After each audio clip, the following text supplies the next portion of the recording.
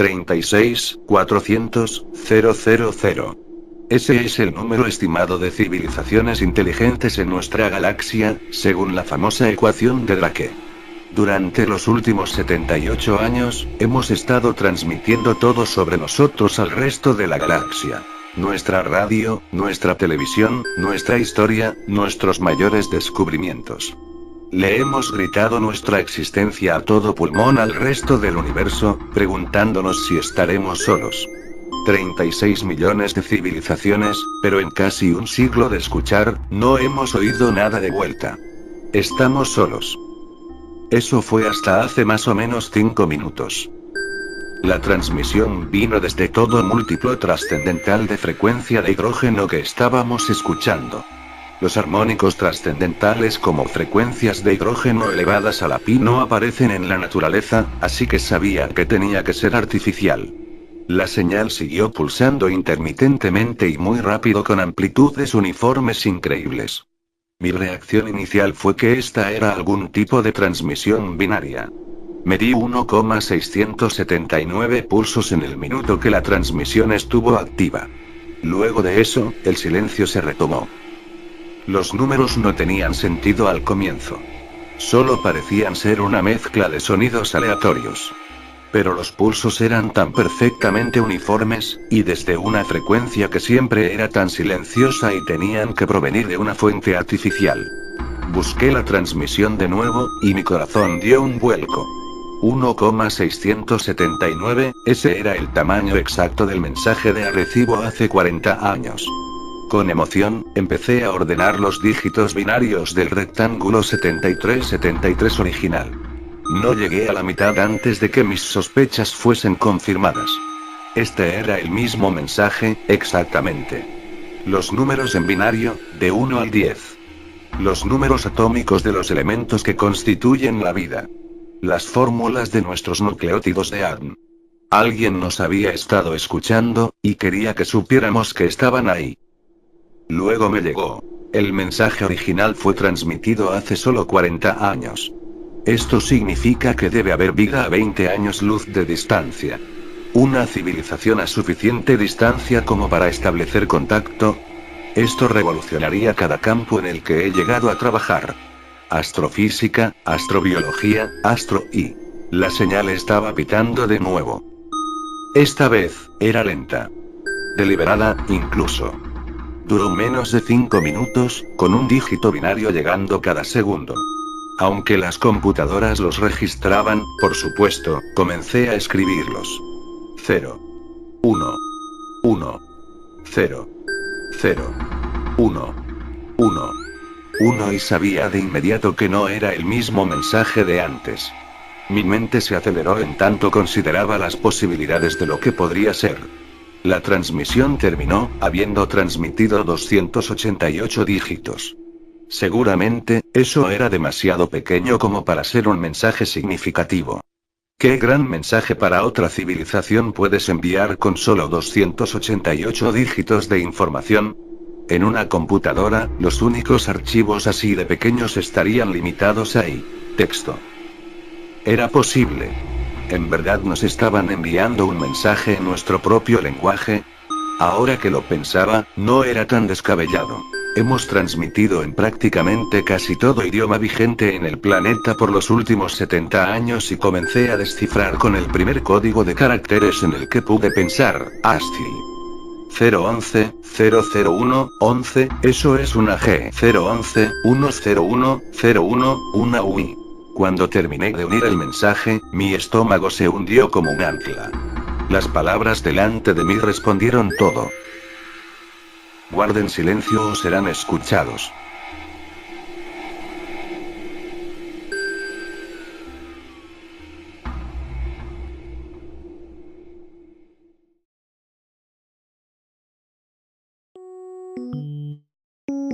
¿Alguna vez has tenido una de esas sensaciones de que algo está mal? Aunque no durante el día, durante la noche. Me refiero a ese sentimiento súbito de pavor que te ordena despertarte.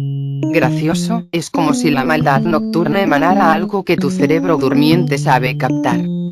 Tuve una de esas sensaciones recientemente. Me forzó a despertarme a las 2 o 3 de la madrugada. Cuando sientes esto, por lo general te quedas acostado fingiendo sueño, o, si te sientes osado, echas un vistazo alrededor de la casa. Tras fallar en encontrar algo, regresas a dormir inevitablemente. Es lo que debía haber hecho. Debí haberme quedado dormido. Esa noche me senté derecho. Por un largo rato, me quedé sentado mirando fijamente a la oscuridad del cuarto antes de darme cuenta de que estaba despierto. Luego, el miedo hizo efecto. Esa sensación opresora que compacta tu pecho y serpentea en su camino por tu garganta. Estaba solo y con la mirada dilatada sin razón alguna. No podía oír los signos típicos de un allanamiento o los sonidos fantasmagóricos de la fuga de una válvula. Sin pensarlo más, me levanté y caminé hacia la ventana que daba a la parte trasera de la casa. Abrí solo lo suficiente de la cortina como para asomar mi cabeza y me enfoqué en mi patio iluminado por la luz de luna. Debí haberme quedado dormido. Afuera, dando saltos en mi jardín, estaba un payaso. Tenía pliegues en sus mangas y cuello, pantalones abultados y zapatos flexibles. Su rostro, pintado en blanco, era rematado por una gran nariz roja de goma. Sin duda alguna, era lo último que hubiera querido ver por la madrugada. Bailaba en silencio total repitiendo un paso al que solo los niños encontrarían divertido. Lo vi con fascinación tensa mientras recorría el jardín, intentando ignorar el creciente bulto en mi garganta. Se movía, deteniéndose ocasionalmente para jugar con mis herramientas de jardinería o oler las plantas incipientes. Después balseó hasta un retoño de roble que había plantado para luego desaparecer. Parpadeé. No era posible. Caminó detrás de la delgada planta infante, pero no regresó del otro lado. Tuve que haber podido mantenerlo en mi mirada hasta el último momento, pero no fue así. Fue como si el payaso caminó a través de una puerta escondida cerca del retoño. Deseé que todo fuera una especie de sueño lúcido. Pretender que nada sucedió era más fácil que la verdad. El payaso regresó, noche tras noche. Por semanas llegué a verlo bailar en mi patio, y al final de cada noche desaparecía de la misma manera. Una noche, desapareció detrás de una manguera de jardín, solo para reaparecer segundos después tras la podadora. Esta noche lo encontré cavando un agujero en el jardín. Nunca lo había visto hacer algo como eso antes, y mi pensamiento inmediato fue que el payaso estaba cavando mi tumba.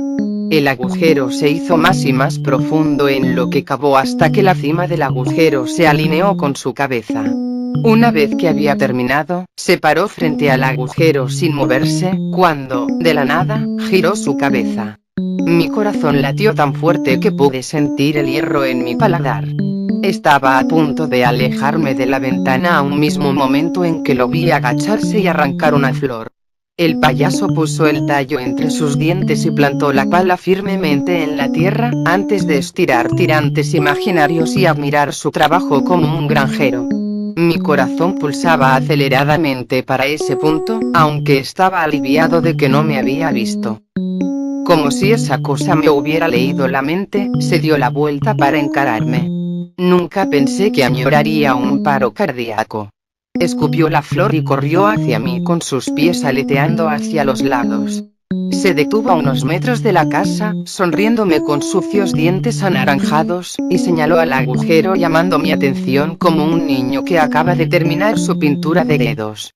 Congelado en mi lugar, lo único que pude hacer fue sacudir mi cabeza furiosamente en ademán negativo. La sonrisa del payaso se desplomó y se rascó la cabeza como si estuviera confundido. Avanzó hacia el agujero y lo señaló de nuevo.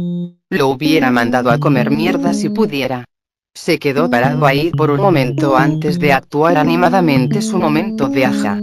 Luego se contoneó hacia la pala enterrada y desapareció detrás de ella. Estuve a la espera de que reapareciera en el jardín como antes. Recé silenciosamente para que fuera así, hasta que escuché la puerta de mi armario abrirse.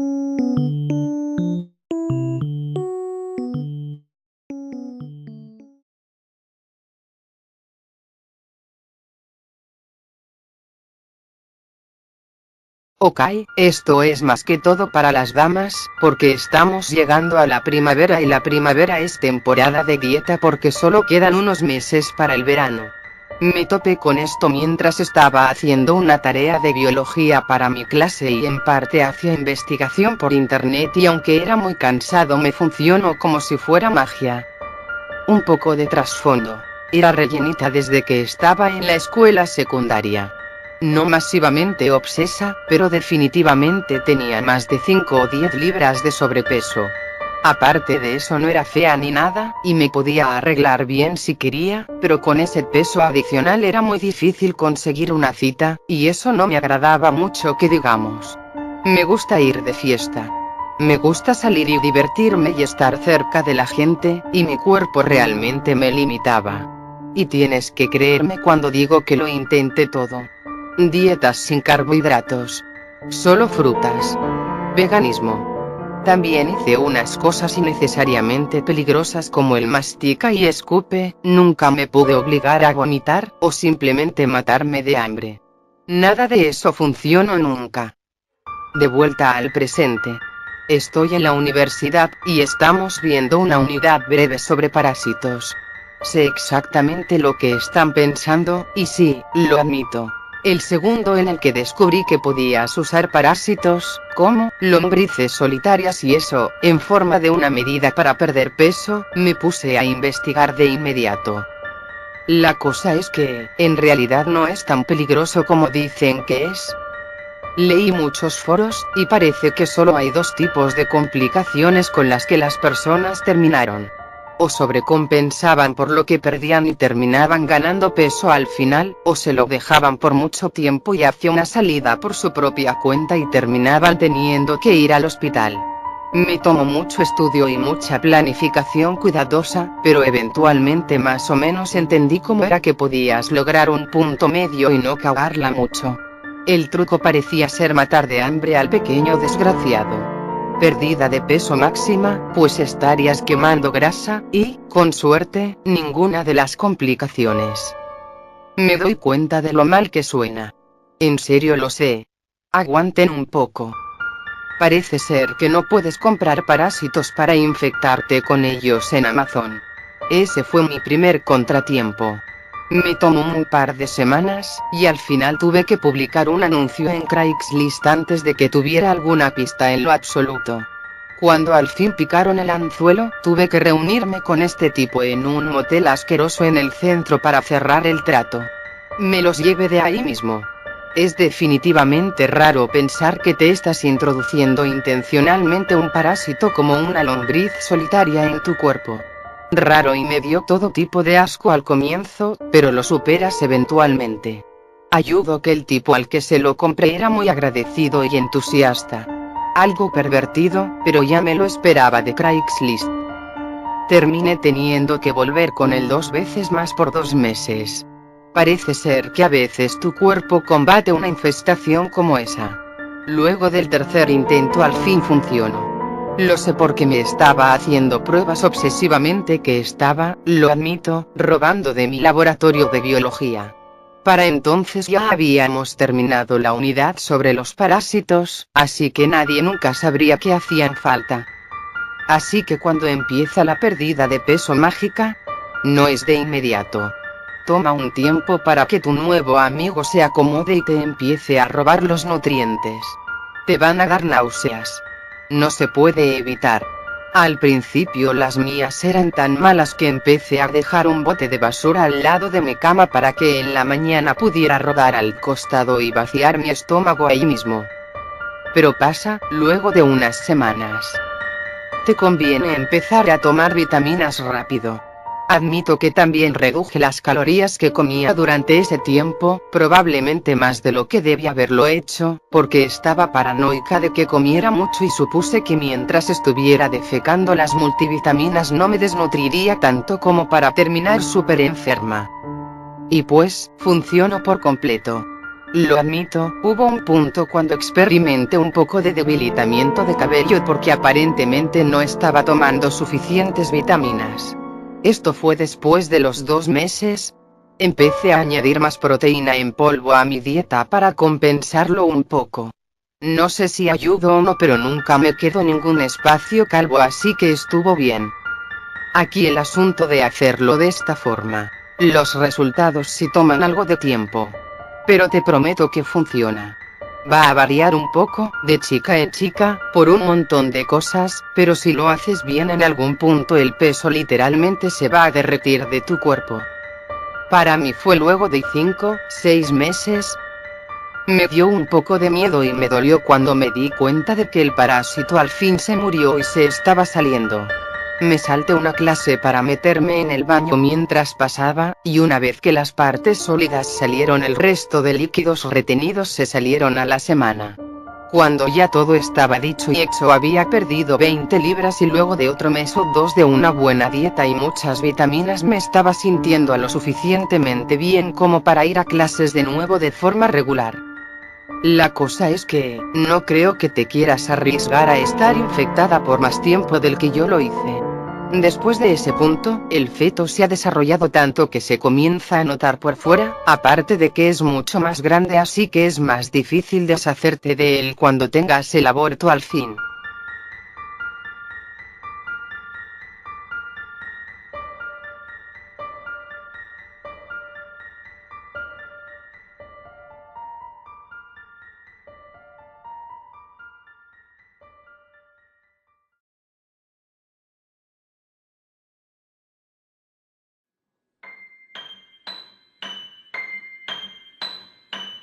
Esto me ocurrió a mí, la pasada Navidad. Serían alrededor de las 11 de la noche del día de Nochebuena. Mis padres no estaban en casa, y no volverían hasta el día siguiente, pues estaban de fiesta en casa de mis abuelos. En circunstancias normales habría ido, pero me encontraba enfermo.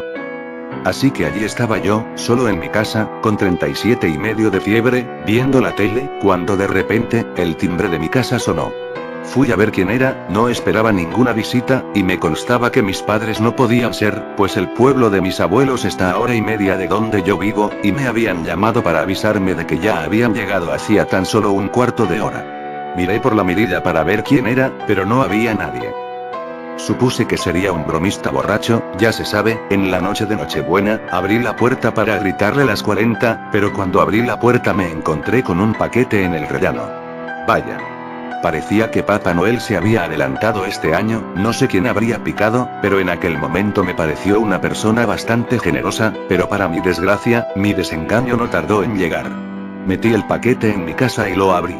Dentro de él había un sobre en el que aparecía escrito: quédatelo, ya no lo quiero. Y una copia de Pokémon Plata, el original.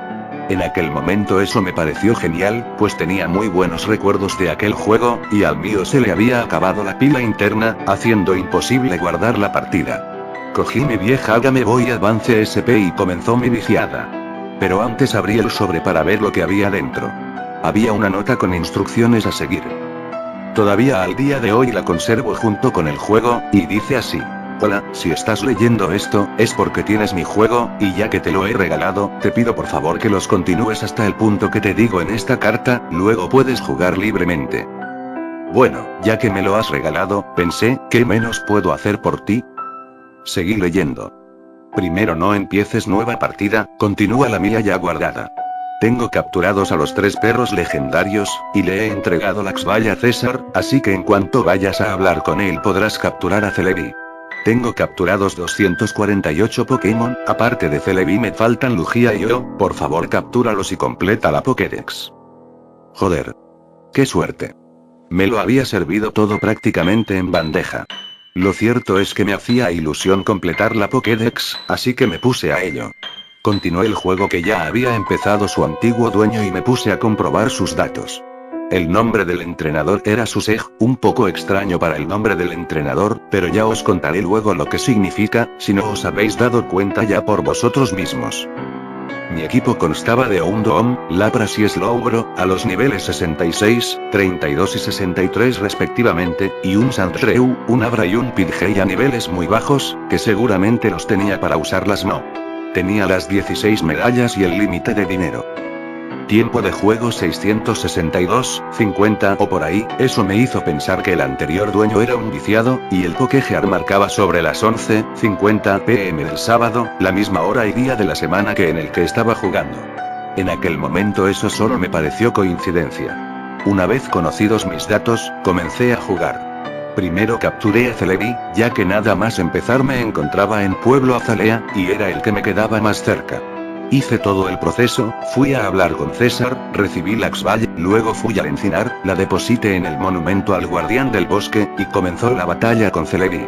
Me hizo mucha ilusión capturar 1. Ya que sin un evento especial no se puede conseguir. Lo capturé después de un rato, cuando me cansé de tirarle Pokéballs normales y le lancé una Master Ball de 3 que tenía, y apareció el mensaje diciendo que había sido transferido al PC de Bill, a la caja de Pandora. ¿La caja de Pandora? Supuse que sería una broma. Para el que no lo sepa, la caja de Pandora es un mito, creo que griego, que dice que si se abre, saldrían de ella demonios y cosas así y la raza humana quedaría condenada. Sin darle demasiada importancia, ya que el nombre de las cajas se podía cambiar, continué y capturé a los otros 2 legendarios que me quedaban. Fue fácil, como ya dije antes, tenía las Master Balls necesarias. Una vez capturados todos los legendarios, y con ello completada la Pokédex, continué leyendo las instrucciones que me dio el antiguo dueño. 2. Ahora que has capturado todos los legendarios, crea el siguiente equipo. Mew, Celebi, Oh-Oh, Lugia, Suicune y Moltres. Espera a que el Pokégear marque las 3 AM para realizar el siguiente paso. Rayunoun entonces era la 1 de la mañana en el juego, y como marcaba la misma hora que era en realidad, tuve que mantenerme despierto yo también hasta las 3. No me importó, me lo pasaba bien jugando a aquel juego. Fui a hablar con Oak, a ver qué me decía de la Pokédex, fui a Ciudad Azulona a por el diploma que certificaba que había completado la Pokédex, derroté a Rojo, y eché un vistazo a las demás cajas. El tío había capturado incluso los 4 Misigno. Seguí haciendo tonterías así hasta que me percaté de que ya eran las 2:45 AM. Así que leí el siguiente paso. 3. Cuando sean las 3 AM ve a las ruinas Alfa, entra en la cámara principal, y ve hasta la última estatua que hay siguiendo el pasillo hacia abajo. Enfrente de ella pon la radio Unknown, y habla con ella. Así lo hice, fui tirando hacia las ruinas Alfa, cogí el magnetotren, pues me encontraba en Kanto, y de Ciudad Trigal hacia mi destino fui andando, pues tenía tiempo de sobra. Cuando por fin llegué eran las 2:58, así que estuve 2 minutos esperando enfrente de la estatua, ya con la radio Unknown puesta. Ese ruido me ponía bastante nervioso. Cuando por fin el Pokégear marcaba las 3 AM, hablé con la estatua. Emitió el ruido de un Pokémon, pero no me sonaba a ninguno que conociese. Y comenzaron a salir cuadros de texto. Mew, ya no está. Y el grito de Mew. Celebi ya no está. Y su grito, y así hasta que nombraron a todos los Pokémon de mi equipo. Y al final salió otro cuadro de texto. El sacrificio de tu equipo ha permitido la liberación del Rey Unknown. Cuando cerré el cuadro de texto la pantalla se volvió negra por unos 2 segundos, y después apareció en la página del Rey Unknown en la Pokédex, que decía algo así. Esta feroz bestia puede dormir durante siglos, y cuando despierta mata lo que sea para alimentarse. No tenía ningún número. Y su grito era el que había sonado antes. Era azul oscuro como los Unknown, pero su forma solo se parecía a ellos en la cabeza en la que tenía 3 pinchos, como si de una corona se tratase, y un solo ojo. A diferencia de los Unknown, este tenía cuerpo, patas y unos brazos terminados en pinzas, manchadas de rojo, supongo que podría ser sangre. Cuando cerré la Pokédex, aparecí de nuevo en donde había encontrado al Rey Unknown, y otro mensaje apareció diciendo, has liberado a la bestia. Y cuando lo cerré, el juego se guardó automáticamente. Tenía entonces exactamente 666 horas de juego. Miré mi equipo, pero ahora no tenía ningún Pokémon. El juego empezó a ponerme nervioso. Salí de la cámara y me dirigí a Ciudad Violeta, a recoger algún Pokémon del PC. Durante el trayecto hacia dicha ciudad noté que había algo extraño, además de que la música de la radio Unknown seguía sonando allá donde fuera, pero solo me di cuenta en cuanto entré en el centro Pokémon. No había ninguna persona. Los sprites habían desaparecido. Cuando miré dentro del PC me encontré con que de las 20 cajas prácticamente llenas, ahora solo había 2 Pokémon en la caja de Pandora. Un Staryu a nivel 20 y el Sandshrew de antes. No sabía qué estaba pasando, así que estuve deambulando por todo Johto. No había ningún sprite en ninguna ciudad, ni ruta, ni siquiera en las casas. Leí el siguiente paso de la nota. 4. Espera la llamada. ¿La llamada? ¿De quién? No sabía quién me tenía que llamar, así que abrí el Pokégear, y miré los números, solo estaban él y mi madre. Llamé a él, pero apareció un mensaje que decía: parece que no contesta, y cuando llamé a mi madre me salió el texto de siempre. Ya eran las 3:30 y aún nadie me había llamado. Ya había pateado casi todo Johto, y no había ni una persona, en la hierba tampoco salían Pokémon. Por fin llegó la llamada. Era de mi madre, decía: hijo, por favor ven a casa rápido. Sonó el grito del rey Unown y se acabó la llamada. Entre la fiebre y el sueño yo ya empezaba a sentirme mal, pero quería saber qué pasaba, y ahora sabía a dónde ir. En mi casa no había nadie, pero en la parte de arriba parecía que había una nota en la pared. La leí, decía: quinto y último. Ve a ver a Oak. Antes de ir miré en las casas de Pueblo Primavera, para ver si había alguien, pero como ya me temía, no había nadie. Ni un sprite en todo Johto. Ahora sabía que tenía que ir a Kanto, pero no podía coger ni el ferry ni el magnetotren, entonces comprendí por qué tenía justo esos dos Pokémon, para poder ir haciendo surf hasta Kanto. No obstante, antes de ir a ver a Oak di una vuelta por Kanto para ver si había alguien. Solo parecía estar Mr. Fuji en Pueblo Lavanda. Hablé con él, y me dijo: últimamente estoy muy atareado. Fue entonces cuando comprendí lo que pasaba. El rey Unown había matado a todas las personas y Pokémon del juego, de ahí lo que ponía su página de la Pokédex. Después de hablar con la posible última persona del juego, fui a Pueblo Paleta. No tenía vuelo, pero tampoco había Pokémon en la hierba ni el agua, así que no tardé en llegar. Allí tampoco había nadie, ni en la casa de Rojo, ni la de Azul. Default 1:1 entré en el laboratorio de Oak. Como era de esperar, ni un sprite de persona, pero donde normalmente se encuentra el profesor Oak, estaba el sprite de Unown. Supuse lo que tenía que hacer, así que me puse enfrente de él y pulsé la A. Sonó el grito del rey Unown y comenzó la batalla contra él. Estaba a nivel 100, y por si fuera poco equipado con restos. Acabó con mis Pokémon en poco tiempo, pero en cuanto se debilitó el último de mis Pokémon, la batalla la continuó el entrenador. Estaba a nivel 10, ya sabía que no iba a poder hacer nada contra aquel bicho. Pensé en apagar la consola, pero luego pensé mejor, me dije que si no veía cómo acababa, me quedaría con la intriga porque igual no volvería a ocurrirme esto. Total, era un juego que me podía pasar. Mi entrenador solo conocía combate, pero no llegó a usarlo porque el rey Unown atacó primero. Usó mordisco, y mi entrenador se debilitó. Salió un mensaje diciendo su Seja muerto. La pantalla se puso negra unos segundos, y después apareció el sprite de un hombre vestido de negro, como aparece al principio del juego el profesor Oak. Me dijo lo siguiente: Susej, acabas de liberar a la bestia y condenado a la raza humana. No podría haberlo hecho sin ti. Después la pantalla se puso en negro, y tras un minuto, empezó la intro normal del juego, con Lugia volando en el cielo azul. No estaba la partida anterior guardada, solo podía empezar una nueva. Ya eran las 4:30 am, así que apagué la consola y traté de dormir, ya que estaba enfermo y cansado. Esa noche soñé que era el rey Unown, e iba vagando por el mundo en busca de mi próxima víctima. No sé si esto se trató de una broma mórbida, o realmente tuvo un origen sobrenatural, lo que sí sé es que estuve un mes sin parar de pensar en ello y que cada vez que me acuerdo de ello se me ponen los pelos de punta, e incluso de vez en cuando tengo pesadillas con ello. De ser una broma, que espero que eso sea, creo que se trató de la broma de un satánico o algo así. Las 3 de la mañana es la hora de Lucifer, que justo coincidió con las 666 horas de juego, sus ejes Jesús al revés, por no mencionar la liberación de la bestia. De una cosa estoy seguro, haber jugado a ese juego me ha dejado marcado de por vida.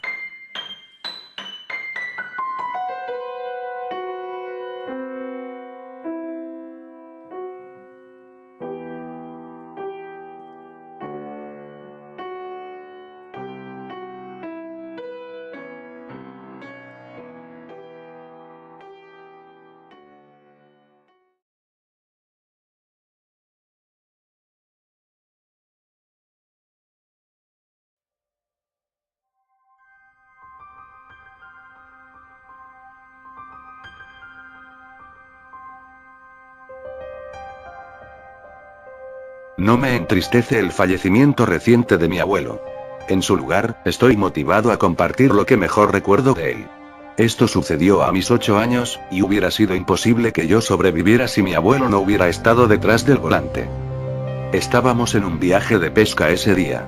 Mi papá tuvo la intención de unírsenos, pero le surgió algo, así que solo éramos nosotros dos por primera vez. Me sentía un poco incómodo cerca de mi abuelo porque nunca había estado a solas con él. Siempre había observado a los demás interactuar con él, pero un niño de 8 años tenía poco que decirle. También estaba maravillado por cómo él actuaba con mi papá de la misma forma en la que mi papá actuaba conmigo. Concretamente, una voz de autoridad. Cuando mi abuelo me contó sobre los diferentes tipos de pescado y qué carnadas usar, lo escuché como si hacerlo fuera la cosa más importante del mundo. Resultó ser algo bueno que tomara sus palabras tan en serio. Comenzó muy inofensivamente. A medida que caminábamos por el pequeño desfiladero para regresar al auto, pude escuchar la voz de mi abuelo haciendo eco por las paredes de roca altas. Tuve mucho tiempo para merodear en tanto él empacaba nuestras cosas en el auto, y lo utilicé para regresar a aquella área y gritar. Extrañamente, mi grito solo hizo eco una vez y con debilidad. Por más que gritaba, no escuchaba ningún reflejo del ruido. Era muy joven en ese entonces como para entender realmente lo imposible que era eso. Solo asumí que estaba gritando mal, o que mi abuelo tenía un timbre especial de adulto que le permitía a su voz hacer eco, mientras que la mía solo se extinguía. Aún así, me molestaba, y al final lo mencioné durante nuestro viaje de regreso por la carretera. Todo sobre ese momento se talló en mi memoria.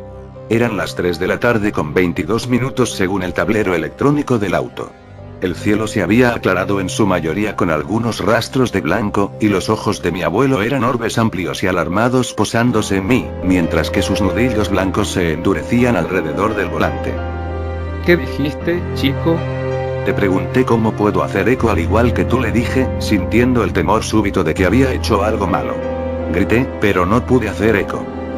Normalmente, su rostro era entrecruzado por líneas que se extendían a lo largo de su piel caída y relajada. En ese momento, su frente y mejillas abandonaron su suavidad, y precipitó su mirada de izquierda a derecha rápidamente. No pareció haber encontrado lo que estaba buscando a través de las ventanas, pero no se vio más tranquilo. Toma. Se reclinó y abrió la guantera frente a mí para sacar una bolsa de gomas de caramelo. Sonreí por un momento, pero no me las estaba dando como un regalo de la manera en la que había pretendido. Cómetelas todas. Sostuve la bolsa en mis manos. Se veía como un festín masivo. Si se me hubiera dado la libertad, de seguro me las habría comido todas, pero no de una sola vez. ¿Por qué? Cómetelas todas, chico. Dijo con brusquedad. Su tono no admitía ninguna protesta. Empecé a meter las gomas de caramelo en mi boca. Él vio hacia abajo y alrededor, luego por el asiento trasero, y luego a sus termos de viaje en el posavasos entre nosotros. Lo empujó hacia mi mano y lo unió a la bolsa efervescente de gomas de caramelos. Bébete esto. Todo. No tengo permiso de beber café. Le respondí mamá y me interrumpió. Tu madre lo entenderá. Bébetelo. Sé que tiene un mal sabor, pero termínatelo todo. Su mirada se reenfocó en algo más allá de mí, y giré mi cabeza a mi ventana para ver las colinas arboladas rodando a distintas velocidades según su distancia. Las colinas más lejanas, en el horizonte, apenas parecían estarse moviendo, aunque podía discernir una mancha pequeña encima de una de ellas. Mi abuelo sujetó mi hombro con una mano. Bebe, chico. Bebe. Y cómete esas gomas de caramelo. Necesitas el azúcar y la cafeína. Va a tratar de hacer que te duermas. No lo dejes. Decir que estaba asustado sería un eufemismo. Ninguna parte de mí pensaba que esto era algún tipo de broma. Él era demasiado reservado y austero para eso. El café sabía terrible, pero me lo tragué todo hasta que no quedó nada. Después de eso, empecé a devorar las gomas de caramelo enteras hasta que la bolsa estaba vacía. Volteé hacia mi derecha. La mancha en la distancia seguía ahí, pero ahora estaba un rango de colinas más cerca. Aún era diminuta, pero realizaba un movimiento similar a algo ondeándose de atrás hacia adelante. Miré a mi abuelo con recelo. Él, a su vez, apartó su mirada de la cosa en la distancia para enfocarse en mi cara. Exhaló por su nariz y volteó hacia el frente, determinado de una forma en la que nunca lo había visto antes. Sus piernas se movieron y el auto empezó a acelerar. Ya habíamos estado yendo al límite de velocidad en la carretera vacía. La azúcar, la cafeína y el miedo comenzaron a tener un efecto en mí. Recuerdo mis mejillas y frente calentándose, y a mis manos sudando cada vez más. ¿Qué está pasando? Estoy asustado. Mantente asustado. Inhaló y sus ojos permanecieron en el camino sin que dejase de pisar el acelerador. Pude ver a la aguja pasar los 130 kilómetros por hora. Eso ayudará a que estés despierto. Esta maldita cosa vino por tu abuela, y empezó de la misma manera. Justo antes de un viaje largo, notamos que su voz dejó de hacer eco. Su rostro se deformó en una máscara de furia. Pero los autos son mucho mejores ahora de lo que eran antes. No dejaré que te lleve. Mi espalda se lanzó poderosamente contra el asiento a medida que puso el pedal en el suelo. Me fijé en que la aguja pasó los 150 kilómetros, y luego me asomé por la ventana de nuevo. Estaba aún más cerca, y ahora se hacía visible como la silueta de un hombre corriendo por las colinas, entre los árboles, y encima de rocas grandes paralelas a nosotros. Aún sigue ahí. Mi abuelo gruñó con enojo y empujó su pie hacia abajo sonoramente. Me agarré de mi reposabrazos y de la manija de la puerta conforme nuestro auto alcanzó un máximo de 160 kilómetros por hora y empezó a sacudirse. Me pareció que estábamos en un proyectil mínimamente controlado más allá de cualquier límite de seguridad, y me aterrorizaba la idea de que la carretera dejaría de estar sola y embestiríamos otro auto o un camión. Pero incluso a través de ese miedo y adrenalina sobrecogedora, un cansancio helado se logró filtrar por mi columna. Mis ojos se sentían pesados, y, adormilado, vi hacia mi derecha. La impresión me despertó de nuevo. Ahora estaba en el hombro de grava de la carretera. Una silueta humanoide negra corriendo a una velocidad increíble al lado de nuestro auto. Dentro de esa oscuridad móvil, se veían puntitos encendidos que me hicieron sentir como si estuviera contemplando la noche misma. El sol de la tarde ardía en el cielo por encima y por detrás de ellos sin surtir efecto. Observando cómo sus pies borrosos empezaron a correr a toda velocidad por la línea pintada en el borde del camino, me sentí adormilado otra vez. Eso corría a nuestro lado, pero acercándose. Despierta. Gritó mi abuelo, arriesgando una mano afuera del volante para poder agitarme. Está tratando de drenar tu vida. Despierta.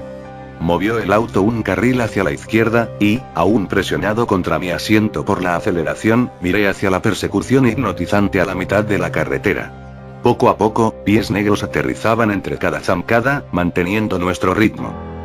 Recuerdo que el auto se sacudía agresivamente a mi alrededor como había imaginado que lo haría un transbordador espacial. Sabía que nos estábamos acercando a los 200 kilómetros, y acercándonos a lo más que el auto podía ofrecer. En ese momento, me perdí en las estrellas de esas piernas de vacío a medida que corría junto al auto y se avecinaba con una mano para abrir la puerta. El viento estalló a mi alrededor cuando la tormenta de 200 kilómetros por hora arremetió contra mi ropa y cabello. Sobresaltándome, grité y mi abuelo movió el auto a la izquierda tanto como pudo sin sacarnos del camino. No importó, la silueta sostuvo la puerta abierta con su brazo estrellado y empezó a prepararse para saltar al auto. El otro brazo me agarraba el cuello, y el frío que me confirió no puede ser comunicado con simples palabras.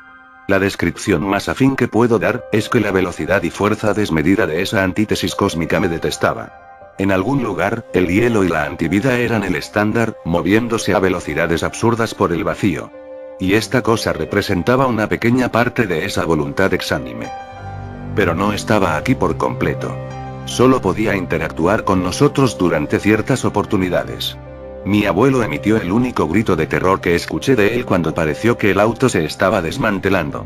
Miré hacia el velocímetro y noté que la aguja estaba enterrada ilegiblemente en la banda plástica de rojo, y sentía la sábana pesada del sueño caer sobre mí mientras la silueta trataba de tomarme, pero fallaba en alcanzarme. Mi abuelo cerró la puerta de golpe, cortando el viento. Centímetro a centímetro, comenzamos a alejarnos. Corrió con furia, a nuestro lado, pero la entidad era tan solo un poco más lenta. Habíamos escapado. Desperté en un hospital varios días después. Mi abuelo no le contó la historia real a nadie, por supuesto, pero los doctores tuvieron suficientes distracciones.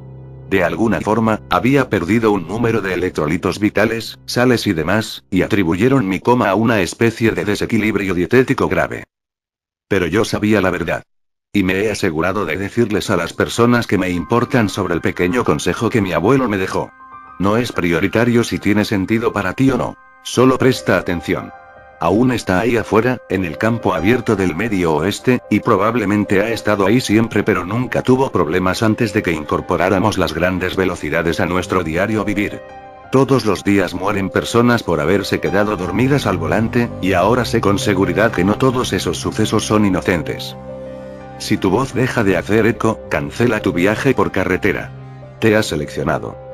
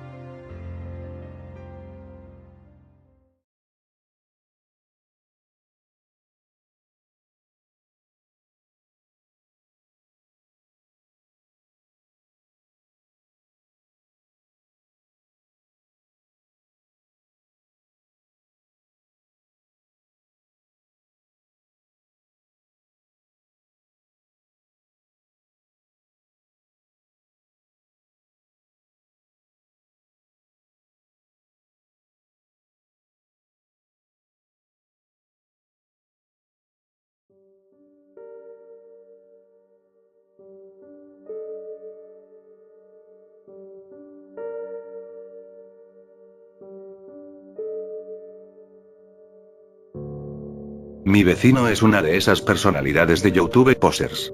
A lo largo de los años, lo he visto toser canela, acostarse sobre el capó de su auto mientras desciende lentamente por la carretera, y empaparse con agua tibia, todo mientras grita Epic Win, Epic Fail, Fuco Epic mantenimiento del status quo, hasta donde sé. Puede volverse muy cansado observarlo prolongar sus travesuras en búsqueda de la fama viral. Así que, cuando tocó mi puerta el otro día y me dijo que iría de viaje por unas cuantas semanas, preguntándome si podía recibir su correo, honestamente, fue un alivio. No puedo explicar la paz mental que tuve sabiendo que no tendría que prepararme para ninguna expresión de su estupidez por un tiempo. Los primeros días transcurrieron con normalidad. Recibió algunas facturas, un poco de correo basura y algo que solo pude asumir que era una carta de cumpleaños. Luego, una noche, llegué a casa para encontrar una caja de madera fina esperándome en su pórtico. Tenía escrito devolver al remitente en letras grandes y rojas. No soy ningún escuálido, pero debo admitir que me fue difícil levantar la caja por mi propia cuenta. Era malditamente pesada. Arrastrarla por el camino hasta mi casa fue aún más difícil, y me di cuenta pronto de que no había manera en la que podría arrastrarla por las escaleras de piedra y a través de mi puerta principal. Decidí que dejaría el paquete en mi garaje. No era como si mantuviera mi auto ahí. La puerta del garaje era un pedazo de mierda que se rehusaba a abrirse sin un buen golpe. Era menos problemático dejar el auto en la acera que estar riñendo con la puerta del garaje cada mañana y cada noche. En retrospectiva, debí haber puesto el paquete en el suelo mientras arremetía contra la puerta quejumbrosa, pero ya sabes cómo es cuando mantienes un buen agarre de algo y no tiene caso abandonarlo a menos que sea necesario. Fue en tanto pateaba la puerta por una tercera vez que perdí el control del paquete y se me cayó hasta el suelo. Joder, maldije y esperé que no hubiese roto nada importante, pero supuse que simplemente no le diría a mi vecino, dejándolo creer que cualquier daño ocurrió durante el transporte. Con mis manos libres, al fin conseguí que la puerta del garaje se destrabara, y vaya que chilló en protesta mientras la levantaba. Arrastré la caja el resto del camino, ubicándola en una esquina para cuando mi vecino quisiese venir a reclamarla. Y luego me olvidé de ella por completo. Hasta que unos días pasaron, claro. No estoy seguro de cuánto tiempo se tomó el hedor para poder colarse desde el espacio por debajo de la puerta del garaje que conduce hacia el resto de mi hogar, pero progresó lentamente. Era un hedor pútridamente dulce, como el de un zorrillo, y durante los primeros días, desde que lo olí, en verdad asumí que era eso en específico. Algún animal silvestre que dejó su marca en mi casa. Fue solo hasta que noté que el hedor aumentaba en intensidad, en lugar de disolverse, que me dispuse a buscar una fuente. Entonces abrí la puerta de mi garaje, y fue ahí cuando el hedor me hizo trastabillar mientras me cubría la nariz. El culpable no resultó ser difícil de identificar. El único cambio en mi garaje era la caja en la esquina. Recuerdo pensar que debió haber sido una de esas cajas de suscripción mensual de carne. La carne debió haberse echado a perder por no haberse refrigerado en tanto tiempo. ¿Cuánta carne debía de tener para que la caja fuera tan grande y pesada? ¿Toda una puta vaca? Me cubrí la nariz y me acerqué a la caja. Pensé que el olor no podría empeorar, pero en tanto abría la tapa superior, descubrí un nuevo espectro de roído. Era como abrir un horno en llamas, pero en lugar de una onda de calor, fui recibido por oleadas de orina, sudor, mierda y putrefacción. Olía tan mal que retrocedí y tuve que retener el vómito que imploraba ser expulsado de mi cuerpo. No estoy avergonzado de admitir que huí por la puerta para tragar una bocanada de aire fresco, pero en el poco tiempo que había permanecido en el garaje, el olor se había impregnado tan prominentemente en el tejido de mi ropa, que se aferró a mí como una sombra. Nada de lo que intenté pudo mantener el olor lejos de mis fosas nasales. Ni siquiera los aromatizadores, una máscara o las 3 duchas que tomé y el cambio de ropa. Cada segundo que esa caja permanecía abierta en mi garaje era otro segundo en el que al olor se le concedía residencia en mi hogar. Tenía que afrontarlo. Regresé al garaje. La parte superior de la caja, aún abierta, me invitaba a ver. Me había preparado con una pinza que sellaba mi nariz, una bolsa de basura en una mano y el desinfectante más fuerte que pude encontrar en la otra. Además de guantes de goma largos para evitar que mi piel tocase lo que estaba dentro. Pero resultó que no necesité ninguna de esas cosas. No tuve que tocar o limpiar el contenido de la caja, solo tuve que sufrir las pesadillas cada noche. Verás, sí había carne en esa caja, pero no provino de una vaca o un cerdo. No, era mucho peor que eso. Era mi vecino. Muerto. Aún en una pieza, pero muerto. Llamé a la policía, y, naturalmente, me llevaron para ser interrogado. Después de todo, es un tanto difícil no sospechar de la persona que tiene un cadáver en su garaje. Afortunadamente, se dieron cuenta pronto de que no estaba involucrado. Mi ADN pudo haber estado por todos lados, el olor pudo haber dejado una marca a lo largo de mi casa, pero había una parte irrefutable de la evidencia que probó mi inocencia. La cámara que mi vecino utiliza para grabar el material de su canal. Me mostraron la grabación una sola vez. No estoy seguro de si tenían el permiso para hacerlo, o de si se sentían tan mal que supusieron que no haría daño. De cualquier forma, lo vi. Mi vecino estaba sentado en la caja afuera de la empresa de envíos, riéndose en tanto le decía al mundo cómo se iba a transportar por las líneas estatales a través del correo. Había llevado botellas para orinar, comida, una almohada y unas cuantas linternas. Su amigo, un tipo que yo había visto en su casa muchas veces y que le ayudaba con sus artimañas, cerró la tapa y solicitó el envío. A lo largo de las próximas horas y o días, a decir verdad, no estoy seguro, mi vecino grabó unos cuantos vídeos sobre su progreso. Creo que ahora estoy en un camión, puedo sentirlo moverse, debo estar en un almacén. Es muy cálido acá. Aún tengo suficiente comida. Y ese tipo de cosas. Y luego, en la última grabación, la caja se sacudió. Él se quebró su cuello, y eso fue todo. La cámara siguió grabando hasta que la memoria se llenó o la batería murió. Pero hay algo sobre esto que no le dije a la policía luego de que me mostraron el vídeo. Una cosa que escuché en la grabación y que me ha acechado consistentemente desde entonces. Justo después de la sacudida que le rompió el cuello, pude escuchar el sonido familiar de la chirriante puerta de mi garaje.